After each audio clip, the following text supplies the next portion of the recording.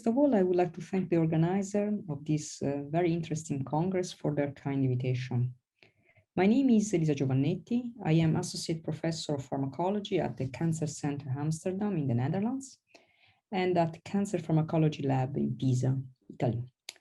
Today, my talk is about a very hot topic, actionable mutation and precision oncology. Nearly 30 years ago, it was hypothesized that cancer results from sequential mutation in a specific oncogenes and tumor suppressor genes. This hypothesis was based on experimental data from patients with colorectal cancer and inspired by a model proposed by Armitage and collaborators. Those experimental data were pretty rudimentary by today's standards. The sequence of all coding genes has now been determined for more than 30,000 cancer, and more than 3 million somatic mutations have been discovered. However, the sequential cancer gene hypothesis is still valid, and as underlined by a seminal study by Vockenstein, in solid tumors of adults, alteration in as few as only 3 driver genes appear to suffice to a cell to evolve, unfortunately, into an advanced cancer, as shown in this picture. Indeed, every tumor harbors thousands of genetic, and now we know also epigenetic, alterations that are not present in the patient germline. But only a very small fraction of these alterations are in driver genes, genes that, when mutated, allow the tumor cells to grow and have an advantage over the surrounding cells. The remaining alterations are so-called passengers. They are found in tumor cells only because they occur coincidentally during the long march toward tumorigenesis. So only about 500 of the 20,000 genes in the human genome have been shown to act as driver genes for common cancer. And moreover, these genes appear to function through a pretty limited number of pathways that regulate cells grow and fade.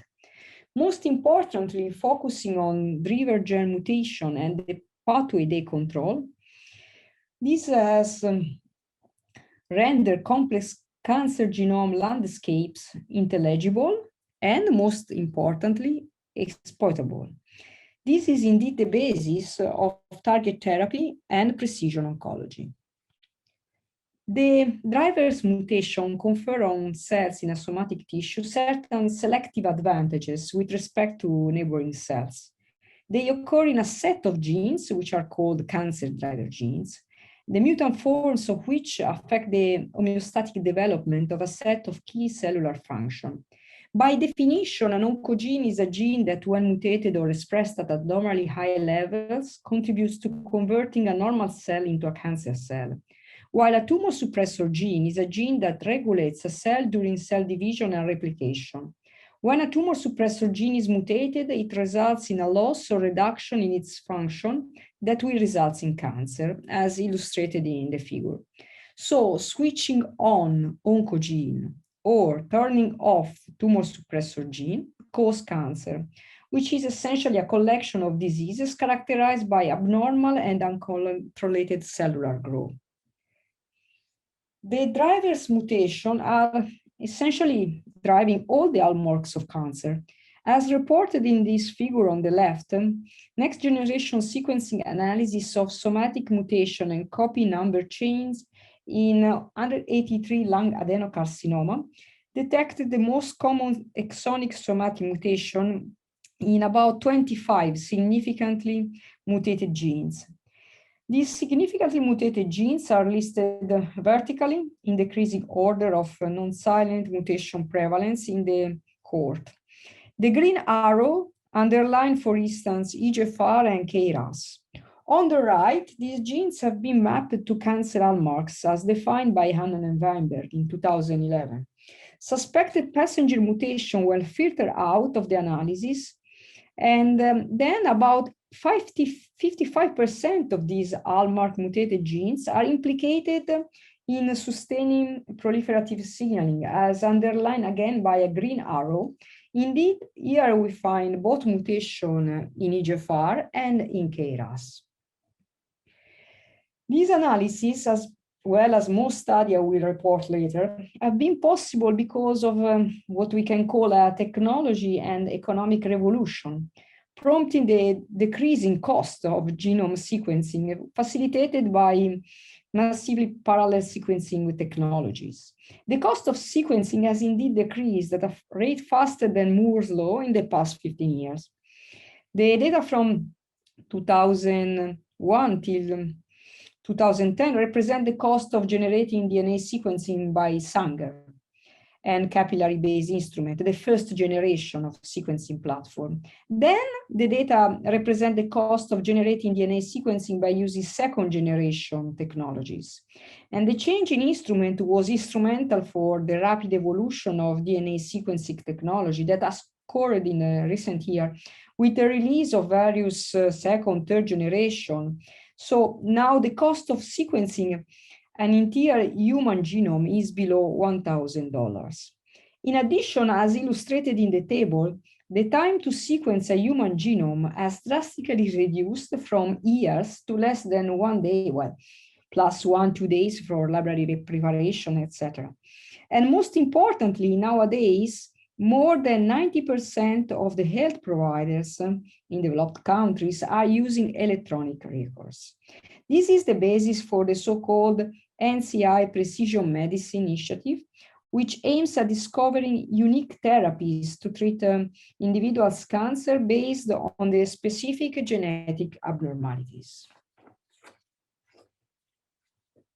This study revealed the complexity of cancer genomics. As shown in this picture, the somatic mutation frequency observed in exome from around 3,000 tumor normal pairs, including 27 cancer types. Well, in each dot, we have a tumor normal pair with vertical position indicating the total frequency of somatic mutation in the exome. Tumor types are ordered by their median somatic mutation frequency, with the lowest frequency, on the left, found in hematological and pediatric tumors, and the highest, in the right, in tumors induced by carcinogens such as tobacco smoke and ultraviolet light. Mutation frequencies vary more than 1,000-fold between the lowest and the highest across different cancer, and also within several tumor types. Identifying molecular cancer drivers is critical for precision oncology. Multiple advanced algorithms to identify drivers now exist, but systematic attempts to combine and optimize them on large datasets are only a few. A relatively recent comprehensive characterization of cancer driver genes and mutation has been performed using a pan-cancer software analysis spanning about 9,000 tumor exome, comprising all 33 of the TCGA project, and using as many as 26 computational tools to catalog driver genes and mutation. As illustrated in the figure, this analysis included 6 main steps to identify and discover driver genes in cancer: data curation, tool development, outlier adjustment, manual curation, downstream tool analysis, and at the end, functional validation. The latter was performed in 2 cancer cell lines, evaluated for oncogenicity based on survival and growth. And in total, 160 mutations from 19 genes were validated in this dataset. Of note, the analysis excluded 344 hypermutators because of artifactual sensitivity to high background mutation rates. And in addition, it showed that power largely correlates with cohort size, with lower values observed for cholangiocarcinoma, as shown also in this picture, where we have only 34 cases, while the highest statistical power was detected for breast invasive carcinoma, with about 800 cases. As summarized in this picture, this PAN software applied to pan-cancer data identified 299 cancer driver genes. These driver genes and mutation are shared across anatomical origins and cancer cell types. Sequence and structure-based analysis identified more than 3,400 putative missense driver mutation, supported by multiple lines of evidence. Experimental validation confirmed about 85% of predicted mutation as likely drivers, and most importantly in this database, a total of 57% of tumor harbor potential actionable oncogenic events. Regarding therapeutic application then, this study used two different databases to assess therapeutic implication of molecular events. The precision heuristic for interpreting the alteration landscape and database of evidence for precision oncology, which is called then DEPO. Both databases cast a therapeutic projection based on FDA-approved therapies, clinical trials, published clinical evidence, and in the case of the first database, also the so-called target database. However, the first works at the gene level, whereas DEPO focus on specific mutation. As shown in the lower graph, the proportion of samples in a cancer type with on-label, which is blue, or off-label, which is red, are provided for specific missense mutation, which are then percentage on the y-axis. Briefly, on-label refers to mutation-specific treatment that have been clinically tested for a given cancer type, while off-label refer to potential drug therapy not heavily tested for a specific cancer type, but only druggable mutation presenting the largest number of tumor samples across the TCGA cohort are displayed. Now, among the tumors, in particular, low-grade glioma, and then pancreatic adenocarcinoma, colon adenocarcinoma, skin cutaneous melanoma, and thyroid carcinoma have the highest prevalence of clinically actionable alteration. While mutation on BRAF, KRAS, and PK3 contribute to the greatest number of samples with potentially actionable alteration, as also shown in the heat map.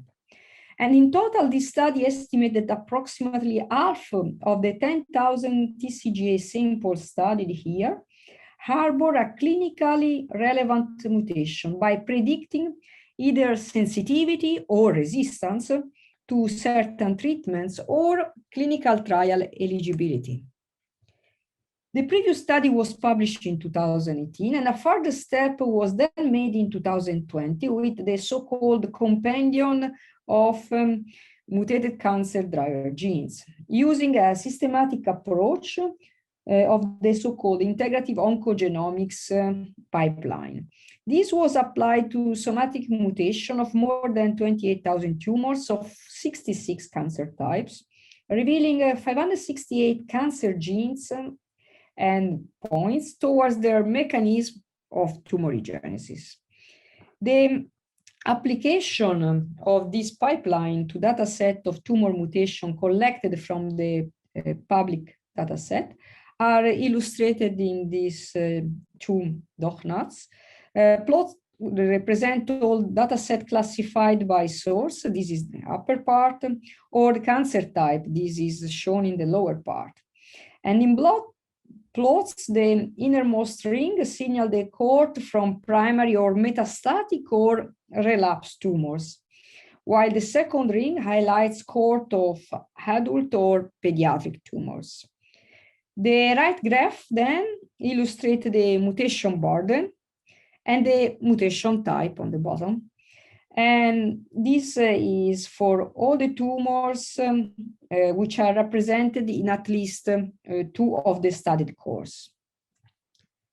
On the other hand, this graph show the number of cancer driver genes per tumor type collected in the compendium. The three-color scale denotes genes annotated in the cancer gene consensus in the same tumor type as that identified in the compendium or in a different tumor type, or to denote genes which are not annotated in a CGC, so in the cancer gene census. For instance, while 21 known CGC drivers of breast adenocarcinoma are in the compendium, 75 genes which are annotated now, but not previously recognized to drive this malignancy, are shown to be under positive selection across one or more of the 12 breast cancer cohorts which have been analyzed in this study. Well, in other words, for many well-known driver genes, the compendium reveals that their role across cancer type is much more widespread than previously documented. For instance, the pattern of somatic mutation in histone, lysine, and methyltransferase 2C show signals of positive selection across 31 tumor types. And in particular, the distribution of the prevalence of driver genes across cancer type in the compendium is then illustrated in this scatter plot, where each driver gene is represented as a single dot. The horizontal axis represents the number of tumor types where a gene has been identified as a driver, while the vertical axis represents the maximum mutational frequency of the genes across the tumor type. Two sets of drivers mutated at high frequency, either across one or very few tumor types, so cancer-specific, highly prevalent, or across more than 20 cancer types, so cancer-wide drivers, are circled and somehow also clearly underlined by annotation. And among the cancer-specific genes, we have, for instance, MYC with Burkitt lymphoma, or FDX or 11 in uveal melanoma. Conversely, cancer-wide drivers include, of course, again, KRAS and TP53. Now, a recent paper examined the effect of driver genes into tumor signaling. Using a large, very large scale protein-protein interaction data set, they studied the physical interaction between the protein products of established and less well-established driver gene. That means the CGC genes and non-CGC genes that I described before. Using a new catalog where the identification of cancer driver genes was based in this paper on nucleotide context. And the driver genes cluster into 21 pathways on the basis of their physical interaction, which was based on 11,873 samples. These 21 pathways include major cancer hallmark pathways, such as, for instance, MAC signaling, mTOR, PI3 kinase signaling, cell cycle regulation, DNA repair, chromatin modification, as well as some additional pathways involved in carcinogenesis. For example, RNA binding, ribosome function, immune signaling. And some pathways were mutated across most of the 28 cancer types which were examined, for instance, apoptosis regulation and chromatin modification, whereas other pathways were more specific for tumor types. And for instance, G protein, metabolin, TGF-beta signaling, and Wnt signaling, which were more frequent in colorectal cancer.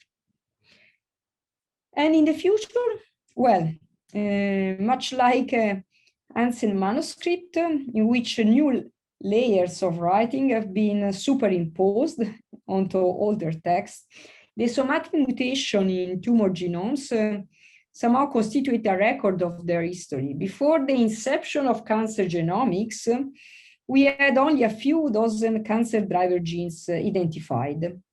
And then in the span of only 2 decades, these genes have been studied and characterized using an array of biochemical assay by several research groups. then by contrast, in less than these 2 decades that have elapsed since the sequencing of the first tumor genome, several hundreds of cancer genes have been identified. And this new era of cancer genomics has been made possible by, as I told you before, advancing DNA sequencing and by the development of bioinformatics methods to handle this challenges that the analysis of big genomics data poses. And this trend is predicted to continue into the future, with the identification of most probably new drivers mutated at frequency which are below 10% across malignancy, because we have increased statistical power, as well as we can identify drivers of conditions that were not profiled before, drivers in different population or ethnicity that have so been somehow biased against the tumor genome sequence project, and hopefully also drivers of new clinical entities, such as in particular metastatic or relapsed tumor, which have been until now relatively underexplored. So this trend is definitely predicted to continue in the future, arriving most probably to millions of tumor genomes or exomes which have been characterized. And well, what is the ultimate goal of all this research? Well, essentially, since the establishment of genetics, one of the main goals of cancer research has been the discovery of cancer driver genes across tumor types, because their identification has led to the development of the paradigm of targeted anti-cancer therapies, and more generally to the search for genomic biomarkers of prognosis and response to treatment. And such biomarkers must be valid in the clinical and analytical setting, and then they have clinical utility as underlined in this picture. And these are the basis of precision oncology. Indeed, by definition, in the seminal paper of Garraway in JCO, the term precision refers to prospect for enhanced molecular resolution, mechanistic clarity, and therapeutic cogency, and that may accompany clinical implementation of genomics technology. And really, and this can be applied in the patient. Accordingly, the number of precision medicine has increased since 1996, and most of the FDA-approved pharmacogenomics biomarkers in drug labeling refer to drugs in the field of oncology, as clearly illustrated in the bar graph. And thanks to specific biomarkers, stratified medicine provide differential treatment tailored to specific group of patients, as exemplified somehow in this spot from the NCI Precision Medicine Initiative. And of course, the economic outlook is also important for the future. This was presented at the last ASCO meeting and clearly shows that next wave of hallmarks of cancer technology and treatment is moving from diagnostic to novel therapeutics, with an exponential growth of next generation technologies and drugs. However, we have still to face several major challenges listed in this slide, such as the sparse amount of tissue, the tumor heterogeneity, the fact that we have to build infrastructure and collaboration among different stakeholders, which include essentially, well, basic scientists, clinicians, public health professional, informatician and bioinformatician, but also advocates, funding organizations, and of course, regulatory authorities. And there are analytical challenges in the interpretation of reports and of computational algorithms, and also in clinical trial design, because this is also, of course, a challenge, in particular for cancer driver gene with low frequency. And First of all, regarding the sparse amount of tissue. Well, as illustrated in this picture, multiple tests require large tissue volume. This was a slide that I received from Professor Rolfo, and is well illustrating how each test, in an almost routine case of lung adenocarcinoma, requires several slides, and the remaining amount at the end may not be enough. But here we have a potential solution. Liquid biopsy is capable of overcoming the limitation of tumor and tissue biopsy, we hope. For sure, the minimally invasiveness and time resolution are extremely attractive features of liquid biopsy. But in the meantime, we have also to admit that the pretty limited amount of, for instance, ctDNA in plasma pose some problems. So combination of different analyses is the key. And prospective liquid biopsies marker include most probably also circulating tumor cells, circulating RNA, such as microRNA, but most probably also long non-coding RNA, exosome and platelets, which have also emerged as potentially non-invasive cancer biomarkers. However, we need initiatives such as the International Liquid Biopsy Standardization Alliance to establish consensus around how blood samples for liquid biopsy should be handled and analyzed. Another issue is the discrimination of a driver and a passenger mutation. In the recent study by Kumar and collaborators, they characterized the passenger landscape in more than 2,500 whole genome tumors, showing that molecular impact correlates with the mutational signature and subclonal architecture. Of note, the aggregate effect of passenger play a small but measurable role in tumorigenesis beyond standard drivers. A potential solution is using additive effect models from previous germline studies that can be somehow repurposed for cancer genomics. In addition, as nicely illustrated by the title of the article by Brock and collaborators, precision oncology can range between vaguely right and precisely wrong. Indeed, the so-called driver mutations are not actual omnipotent drivers, but represent in the easiest scheme molecular lesions that are indeed causally necessary, but seem not always sufficient for pathogenesis. Precision oncology relies on sequencing of genomes in biopsy that might, unfortunately, sometimes not always represent the heterogeneous mix of tumor and microenvironmental cells.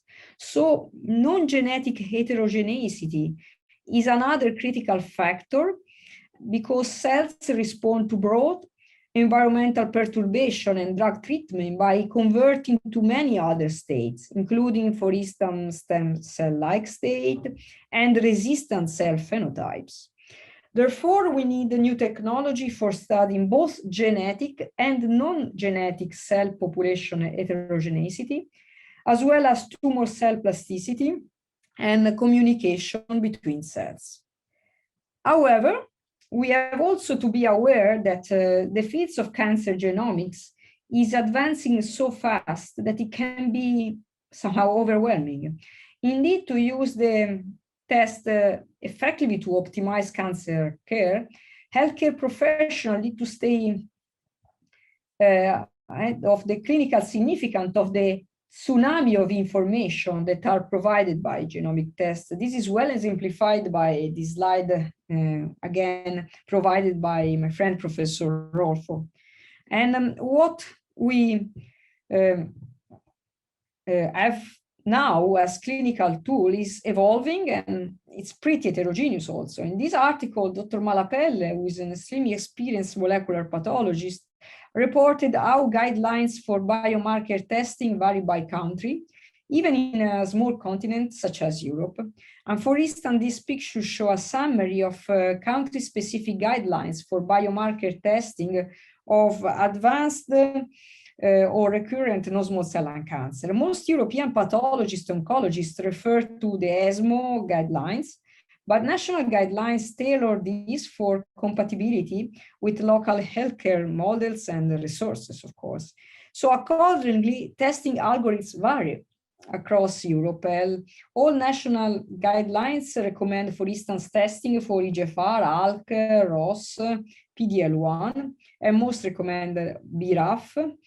But the biomarkers, KRAS, MET, RET, and others, for instance, are also recommended in the Netherlands and Sweden. Additional molecular testing may be performed on request or for research clinical trial enrollment using a next generation sequencing.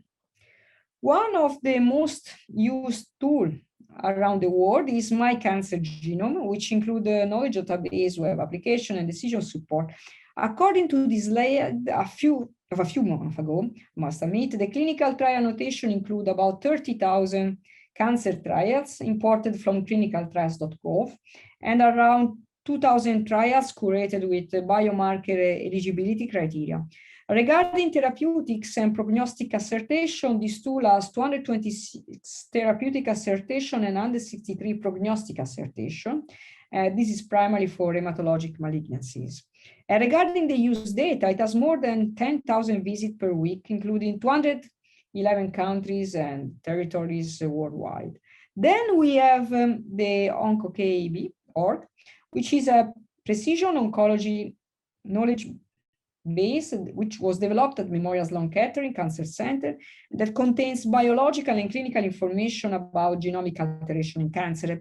Alteration and tumor type-specific therapeutic implications are classified using the OncoKB levels of evidence system, which assign clinical actionability to individual mutational event. And the system performs this function because of a built-in feature called the therapeutics level of evidence scale that differentiate FDA-approved and NCCN guideline list biomarkers for specific cancer drugs. This is the level 1 and 2.